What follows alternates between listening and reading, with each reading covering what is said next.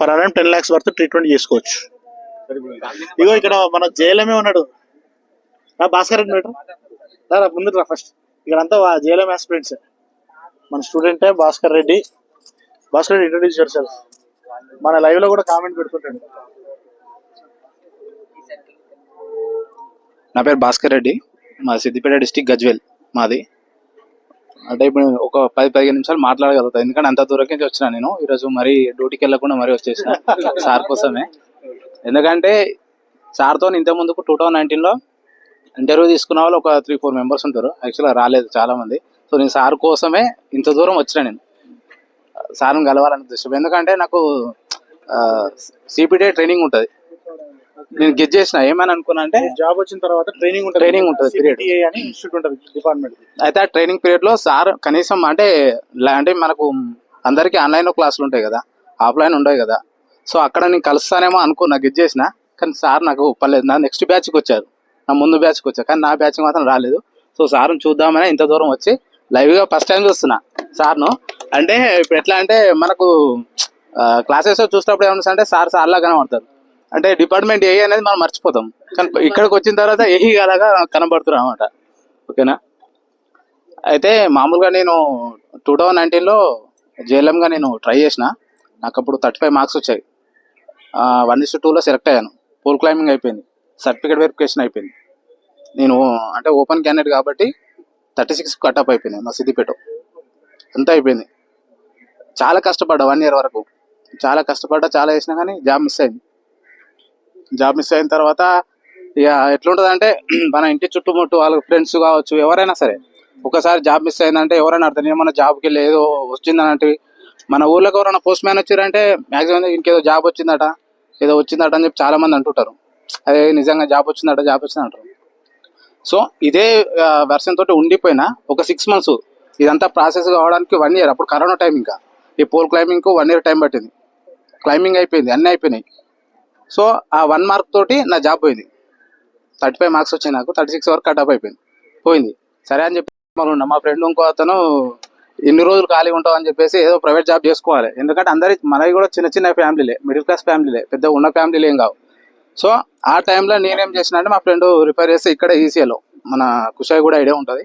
So అక్కడ డిమార్ట్లో మా friend ఒక అతను ఎలక్ట్రికల్గా జాబ్ ఉంది అని అంటే రమ్మంటే ఊరు అన్ని ఇల్లు అన్ని వదిలిపెట్టుకుని వచ్చి ఇక్కడ సిటీలో ఒక 1 year చేశాను. 22లో మళ్ళీ నోటిఫికేషన్ వచ్చింది. ఆ నోటిఫికేషన్ వస్తుంది అని చెప్పేసి సిఎండి సార్ కొంచెం అనౌన్స్మెంట్ యూనియన్ లీడర్స్ వాళ్ళు చెప్పడంతో నేను సార్ కాల్ చేసిన.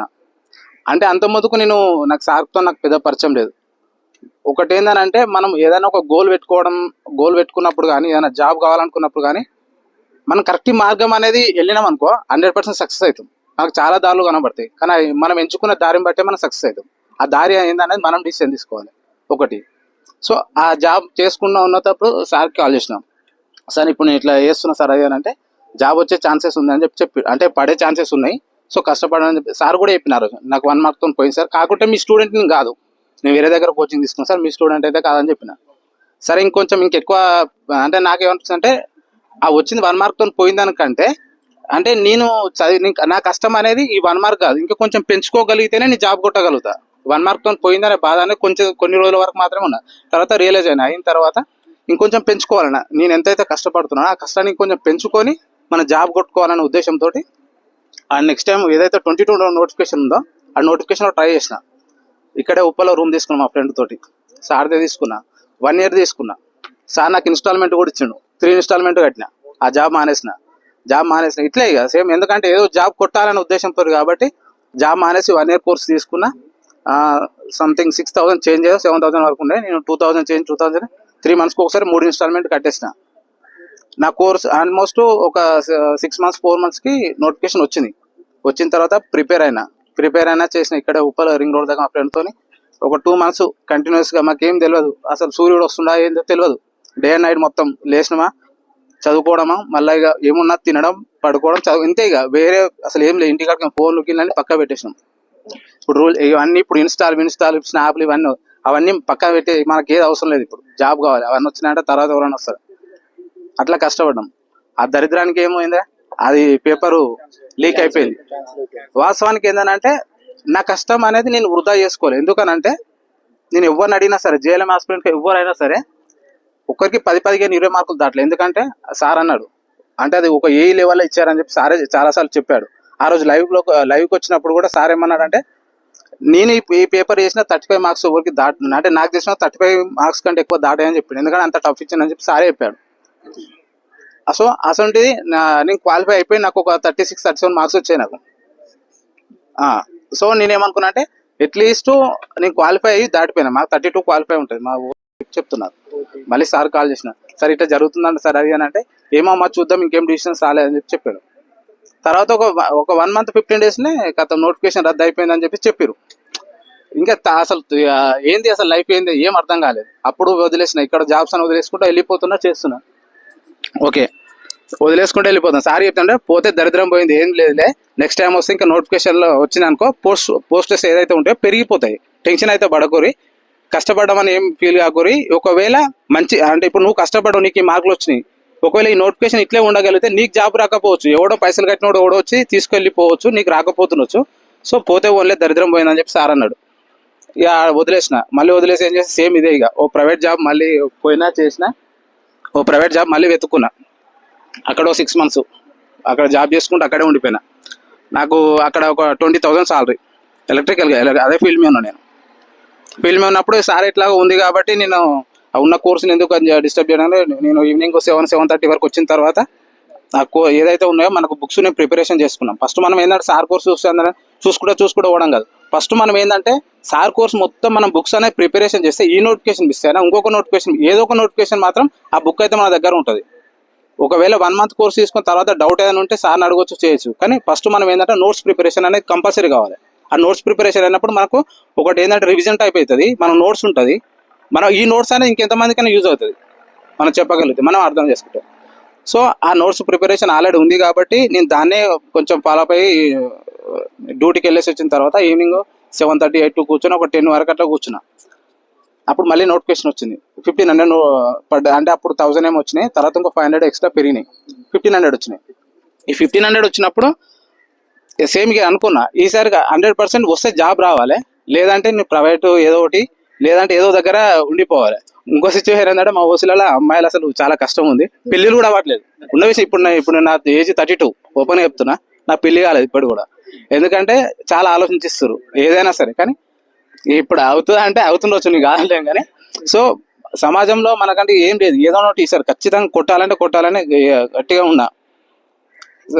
సార్కి సేమ్ ఇంతకుముందుకు ఒక డౌట్ అడిగారు కదా, నేను జాబ్ మానేసాను సార్ ఎట్లా సార్ అని చెప్పి సార్ని కూడా అడిగిన.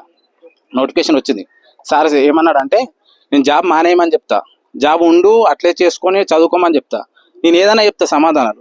బట్ నీ ఫ్యామిలీ పరిస్థితి ఏ విధంగా ఉన్నదో నాకు తెలియదు, నువ్వు ఓన్ డిసిషన్ తీసుకో. కానీ ఏదేమైనా ఈ నోటిఫికేషన్ అనేది మళ్ళీ రాదు, ఇదే నోటిఫికేషన్ ఫైనల్ అనుకున్న విధంగా ప్రిపరేషన్ అయ్యేటట్టుంటే చదువు, లేదు అంటే ఒక ఏమంటారు ఎగ్జామ్ ముందు ఒక 15 days 20 days పర్మిషన్ ఏదైనా ఒకటి అడిగేసి నువ్వు కష్టపడి బయట కొట్టేసి, ఇంతకుముందు ఆల్రెడీ 2 సార్లు ఇట్లా అయింది అంటున్నావు కాబట్టి చేయమని చెప్పి సార్ చెప్పిన తర్వాత ఏం చేసినా వాస్తవానికి కొన్ని లైఫ్లో ఏదైనా కొంచెం మంచి పనులు చేసేటప్పుడు కొన్ని చెడ్డ పనులు అంటే కొన్ని చేయాలి, ఇక తప్పదు అది. సో నేను ఏం చేసిన అంటే కంపెనీ రైట్ వెళ్ళి మా మేనేజర్ పర్మిషన్ అడిగిన, మా ఎలక్ట్రికల్ హెడ్. ఏమని అంటే సార్ నాకు ఇట్లా నోటిఫికేషన్ వచ్చింది సార్, ఇట్లా ఇంతకుముందుకి ఇట్లా మిస్ అయింది చేసింది చాలా. అంటే ఈ జేఎల్ఎం అంటే చాలా మంది ఏమనుకుంటే ITI student ITI mindset అని అంటారు, అది తప్పు. 100% చెప్తున్నా. బీటెక్ ఎంటెక్ చేసిన వాళ్ళు కూడా ఇది కొట్టడం అనేది చెప్తున్నా కష్టం అది. ఎందుకంటే మనం చూడడానికి సింపుల్గా అనిపిస్తుంది, ఐటీ అంటే ఏదో లైన్ మ్యాన్ అంటే చిన్న జాబ్స్ ఇది అని ఫీలింగ్ ఉంటుంది. ఒక్కసారి ఆ కంటెంట్ కనుక ఎవరైనా గుర్తుపెట్టుకొని ఎగ్జామ్ కనుక ఎవరైనా సరే ఎగ్జామ్ ఒకసారి రాసి చూస్తే వాళ్ళకి అర్థమవుతుంది. లైవ్లో అయినా సరే అక్కడైనా సరే, మేము రాసిన ఓల్డ్ పేపర్స్ అయినా సరే, ఆ పేపర్స్ ఎవరైనా సరే దగ్గర పెట్టుకొని ఒకసారి ప్రాక్టీస్ చేయండి. ప్రాక్టీస్ చేస్తే అది ఎంత డెప్త్ ఉన్నది ఏంది అనేది అప్పుడు. ఇంతకుముందుకు ట్రాన్స్కో ఫస్ట్ నోటిఫికేషన్స్ అప్పుడు ఇంత పాత ఏవైతే ఉన్నాయో అవి చాలా సింపుల్గా ఉన్నాయి. కానీ ఇప్పుడు అనేది సింపుల్గా లేవు, చాలా హార్డ్ అంటే చాలా హార్డ్ ఇస్తారు, చేయలేకపోతారు. సో కంటెంట్ అనేది చిన్నవి కాదు, సో కొంచెం గట్టిగానే డెప్త్గా ప్రిపేర్ అండి. ఆ రోజు నేను ఓకే చెప్తాను, నేను ఇది కంప్లీట్ అవ్వని.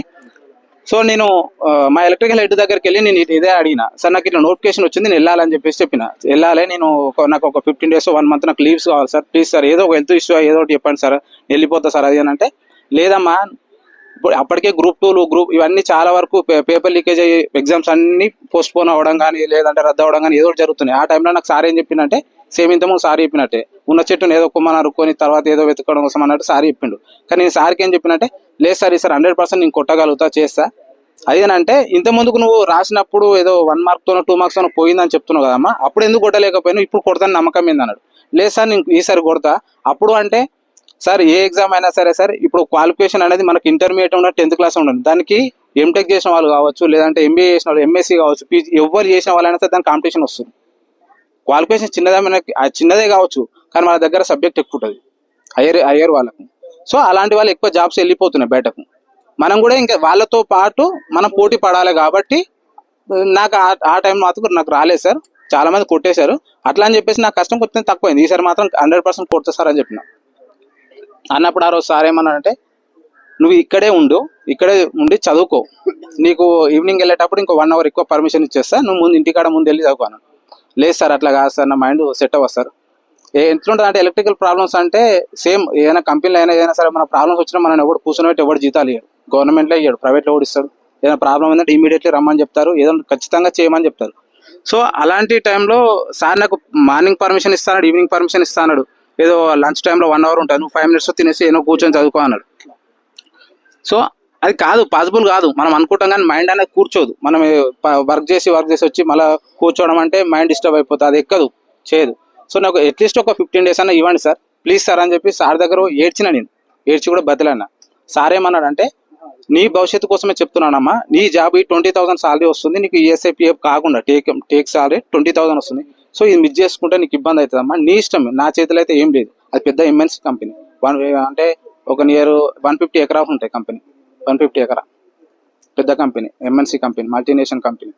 సో అక్కడ నేను ఏం చేసినా ఒకటే డిసిషన్ తీసుకున్నా, 100% 15 days 20 days సార్ని ఖచ్చితంగా పర్మిషన్ అడగాలి. ఎందుకనంటే ఎగ్జామ్ ఒకవేళ నేను సరిగ్గా రాకపోయినా నా సాటిస్ఫాక్షన్ ప్రకారం ఈ ఎగ్జామ్ మార్క్స్ రాకపోయినా కీ పేపర్ ఏదో నేను చూసిన ఎగ్జామ్ రాగానే 100% బయటకు రాగానే మనకు అర్థమైపోతుంది మనకు తెలిసిన క్వశ్చన్స్ వచ్చినాయా రాలేదా, మనం ఎంత క్వాలిఫై అవుతామా క్వాలిఫై కామా, తక్కువ వచ్చినా ఎక్కువ వచ్చినా అనే ఫీలింగ్ వస్తుంది.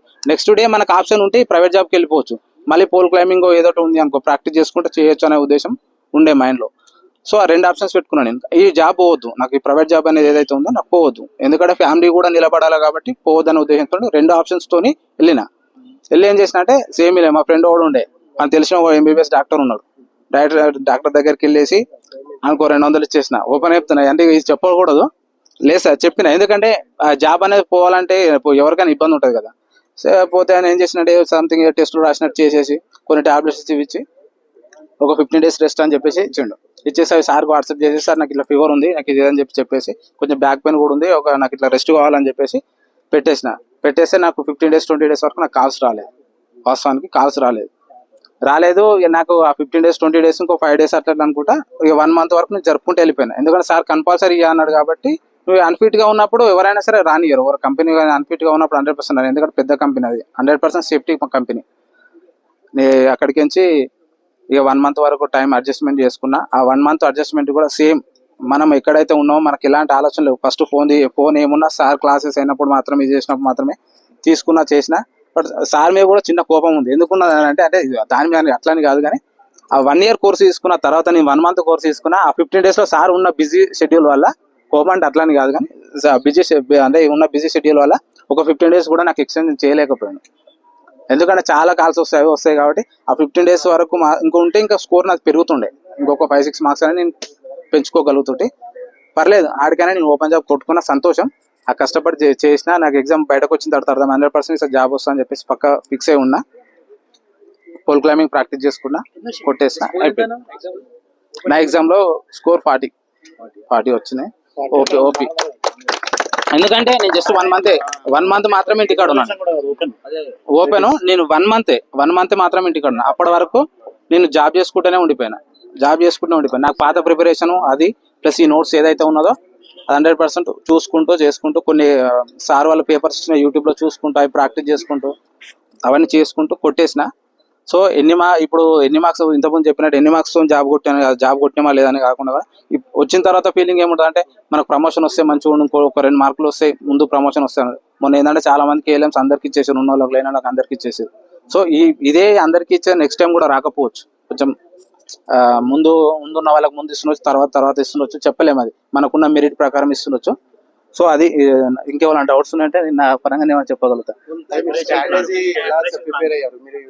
1 month లో ప్రిపేర్ అయ్యారు కదా, నెక్స్ట్ అందరూ ఎంప్లాయ్మెంట్ ఇక్కడ నెక్స్ట్ మీరు అన్నట్టు. అంటే నేను ఏమంటున్నా అంటే మనకు నేను 1 month లో ప్రిపేర్ అయినా అంటే దాని ముందు 1 year కష్టం ఉంది, అంత ముందు కష్టం ఉంది. ఈ 1 month లో నేను కొట్టేసిన నేను ఎప్పుడు ఏంటంటే 99% కదా 100% హార్డ్ వర్క్ వేయాలి.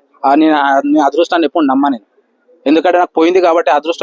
అదృష్టాన్ని ఎప్పుడు తెలుసా, మన 100% హార్డ్ వర్క్ పెట్టినప్పుడు మాత్రమే అదృష్టం అనేది నీ ఎంబడి వస్తుంది. కానీ నువ్వు ఏదో కొంచెం నాకు అదృష్టం ఉంటే తగులుతున్న వచ్చి చేస్తున్నా చాలా ఫీలింగ్ ఉంటే మాత్రం వదిలేసుకొని ఇప్పుడు ఏదైతే జాబ్ ఉన్నా అదే జాబ్స్ నిమ్మలంగా ఉండండి. లేదు అదృష్టం అనేది పెట్టదు. ఎందుకంటే నువ్వు కష్టపడ్డ తర్వాత నువ్వు కష్టానికి పడ్డ దేవుడు ఏం చేస్తాడంటే నీకు కొంచెం అదృష్టం కల్పిస్తాడు. లేదు ఎక్కడ ఎన్పిటిఎస్ఎల్ అంటే నువ్వు నా లోకల్ అయినావా నాకు తెలియదు కదా.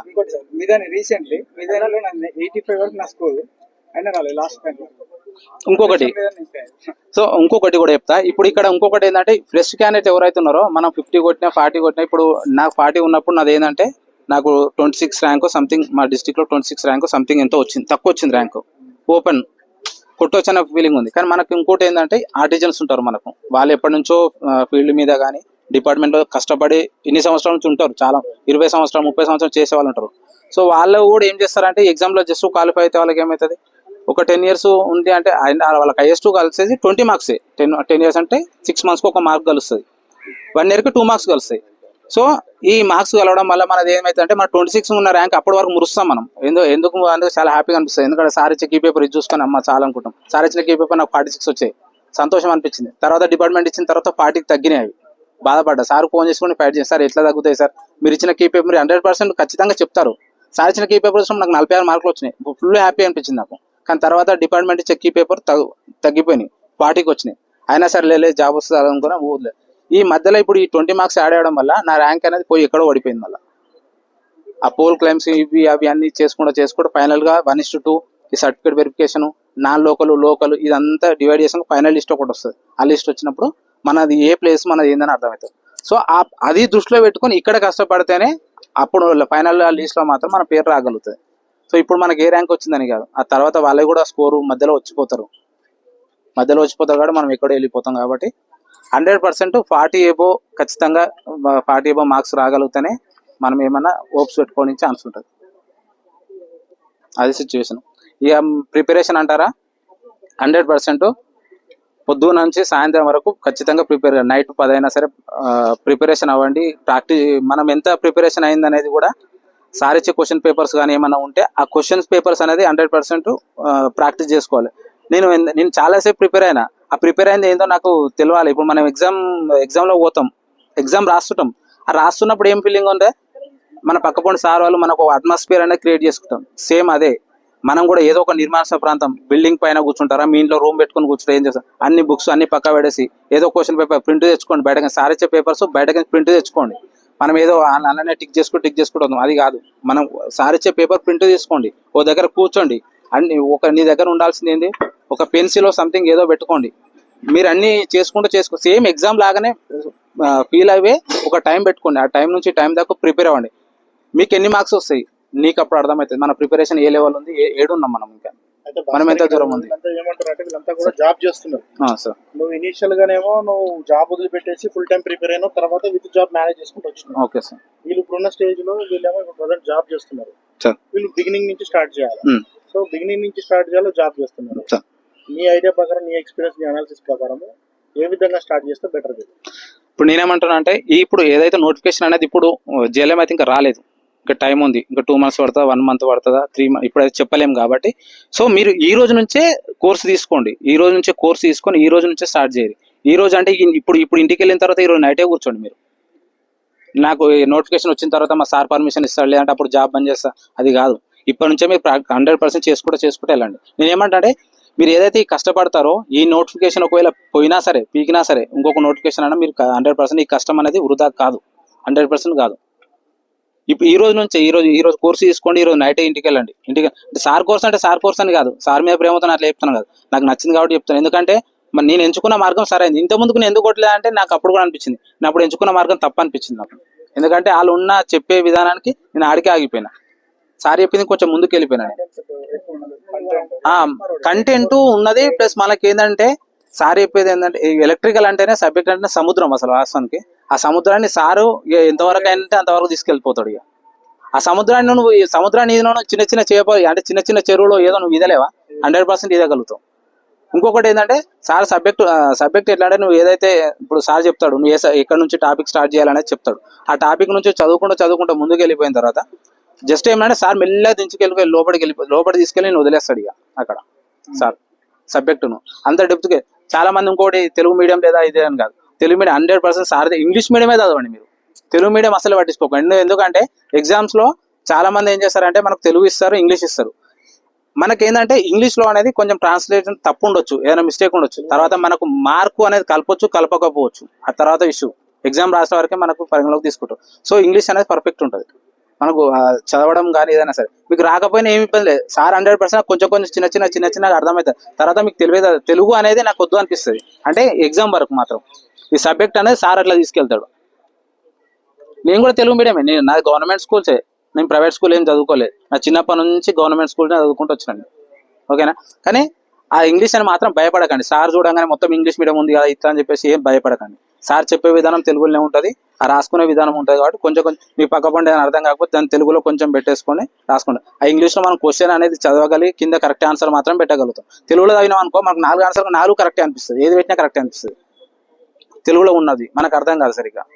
ఇది ఎలక్ట్రికల్ సబ్జెక్టు కాబట్టి నా పర్సనల్ ఎక్స్పీరియన్స్ అది.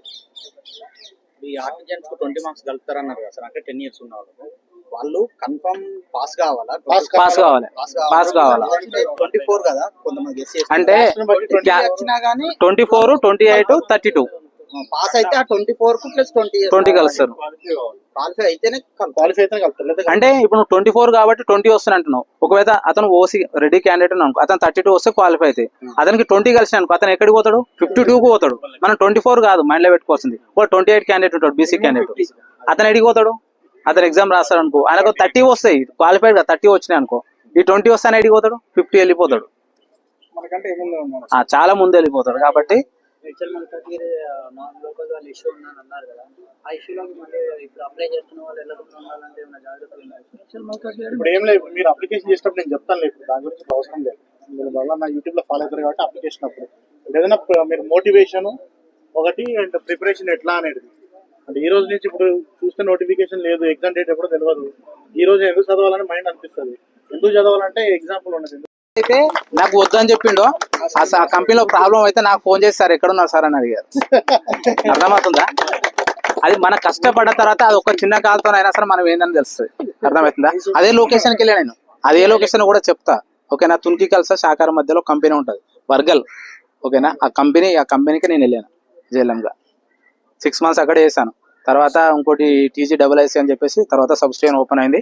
సో మ్యాన్ పవర్ కొంచెం తక్కువ ఉండడం వల్ల సార్కు మా ఏ సంతోష్ కుమార్ సార్ కూడా ఐడియా ఉండొచ్చు. ఎందుకంటే మొన్ననే సార్ కూడా బెస్ట్ ఏఈగా అవార్డు తీసుకున్నాడు కలెక్టర్ నుండి. ప్లస్ మళ్ళీ ఇంకోటి ఏంటంటే సార్ మా సెక్షన్ అనేది ఉన్న సిద్దిపేటలో మా సెక్షన్ వర్గల్ సెక్షన్ అనేది number 1. 100% collection, 100% building, time to time. 4th వరకు 100% బిల్డింగ్ అయిపోవాలి. ఫస్ట్ నుంచి 4th వరకు బిల్డింగ్ అయిపోతుంది. కలెక్షన్ కూడా 100%. ఈ మంత్ ఇంకా టార్గెట్ ఏంటంటే PR % కూడా 100% కావాలి. అంత స్ట్రిక్ట్గా ఉంటుంది మాది. సో ఇప్పుడు ప్రజెంట్ ఏంటంటే నేను ఆపరేటర్గా వెళ్ళిపోయినా మొన్న రీసెంట్గా. అంతవరకు నీ ఫీల్డ్ మీద ఆ 6 months కూడా కంపెనీ చుట్టే తిరిగిన. పోల్ క్లైంబింగ్ ఒకటి ఏంటంటే నేను చెప్పే సజెషన్ ఏంటంటే పోల్ క్లైంబింగ్ అనేది వెయిట్ అనేది మ్యాటర్ కాదు. వెయిట్ అనేది అసలు మ్యాటర్. మనం ఒకటి ఏంటంటే ఫస్ట్ మనం ప్రాక్టీస్ చేయాల్సింది ఏంటంటే టాటా పోల్ మాత్రమే ప్రాక్టీస్ చేయాలి. మనకు రఫ్ పోల్ అనేది పక్కా పెట్టేసేయాలి. అవన్నీ ఏముండే చేంజ్ చేసుడని కాదు, లేదు. మీ ఇంకొకటి ఏంటంటే 2023లో హైదరాబాద్ లో పోల్ మార్చారు, నేను కాదనట్లేను. మార్చడం విషయం తర్వాత విషయం. ఇప్పుడు అక్కడ మన ప్రిపరేషన్ అనేది 100% ఉంటే నువ్వు ఏ పోల్ మారిస్తే మనకేంది? మన ప్రిపరేషన్ అనేది మంచిగా ఉండదు. సో ఏది టఫ్ ఉంటుందో దాన్ని ప్రిపేర్ చేస్తే పవర్ పోయిందా లేదా అని అడుగుతాం. పోయిందని చెప్పిన తర్వాత అప్పుడు చూసుకుంటాం. పైనకి వెళ్ళిన తర్వాత కూడా డైరెక్ట్ మనం ఏంటి హెల్త్ రాడ్ వేసుకున్నా డైరెక్ట్ టచ్ చేయం. జస్ట్ ఇట్లా కొట్టడం, ఇట్లా చూసుకోవడం అని చెప్పి చూసేస్తాం. తర్వాత చేసుకుంటాం. ఎర్త్రాడ్ మాత్రం కంపల్సరీ వేసుకోవాల్సింది. ఎర్త్రాడ్ అంటే ఈ రోజుల్లో జైలం క్యాండిడేట్స్ అందరూ వాస్తవానికి ఈ మధ్య చాలా ఇన్సిడెంట్లు అవుతున్నాయి. ఓన్లీ జైలం అయితే జేఎల్ఎం ఎందుకు అవుతారు అంటే ఒకే విలేజ్ లోనో లేకపోతే ఒక మండలంలోనో ఇద్దరు వర్క్ చేస్తున్నారు. మనకున్న సీనియర్ లైన్మెన్ వాళ్ళు కానీ ఇట్లా వర్క్ చేసినప్పుడు కోఆర్డినేషన్ మిస్ అయినప్పుడు ఏంటంటే ఆయన ఎల్సీ తీసుకున్నాను నువ్వు ఎల్సీ తీసుకున్నాను ఇద్దరు పోతారు ఒకే వర్క్ దగ్గరికి వెళ్తారు.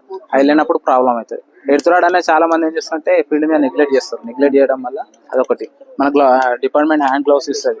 ఈ హ్యాండ్ గ్లౌస్ కూడా చాలా మంది వాడరు. అదే రీసెంట్ గా పోల్చి వస్తున్నాయి పోల్స్ అంటే వాడుకోవచ్చు, అది మన ఇష్టం.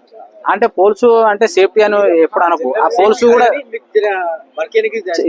ఈజీ ఉంటుంది చేసుకోవచ్చు. పోల్స్ కూడా వాడచ్చు, దాన్ని ఏం ప్రాబ్లం ఉండదు. మనం పోల్ క్లైంబింగ్ అయిపోయింది అని అంటే నువ్వు పోల్స్ వాడుకో, నువ్వు ఎట్లా ఎక్కువ, నిన్ను ఎవరు పట్టించుకోరు. ఓ నిచ్చెన వేసుకొని కూడా నేను ఎక్కువ, నిన్ను ఎవరు అడుగుతారు, నిన్ను ఎవరు అడగరు కదా. అట్లా